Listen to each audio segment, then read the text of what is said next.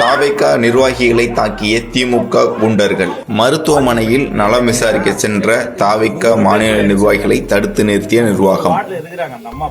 சென்னை பாரிமுனை பகுதியில் கள ஆய்வில் ஈடுபட்ட தமிழக வெற்றிக் கழகத்தைச் சேர்ந்த நிர்வாகிகள் மீது திமுக கட்சியை சேர்ந்த 100க்கும் மேற்பட்ட ரவுடிகள் அராஜக தாக்குதலில் ஈடுபட்டனர். இதில் 4 மாத கர்ப்பிணி உட்பட தாவேக நிர்வாகிகள் 2 படுகாயமடைந்தனர். அவர்களை காணச் சென்ற தமிழக வெற்றிக் கழகத்தின் துணை பொதுச் செயலாளர் ராஜ்மோகன் அவர்களையும், கொள்கை பரப்பு இணைச் செயலாளர் லைலமணி அவர்களையும், ஜெகதீச பாண்டியன் உள்ளிட்டோரையும் உள்ளே அனுமதிக்காமல் காக்க வைத்தனர். தமிழ்நாடு முழுவதும் தாவேகாவுக்கு எதிரான திமுக அராஜக கும்பலின் தாக்குதல்கள் தொடர்ந்து நடைபெற்று வருவது கண்டனத்துக்குரியது.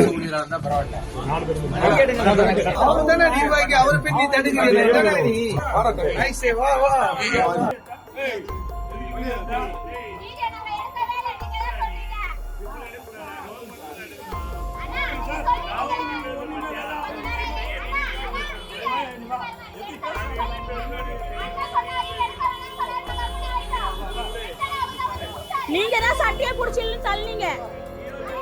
நீங்க பிரெக்னன்ட் அடிக்கணும்னு பார்க்காம மேல கை வச்சீங்க.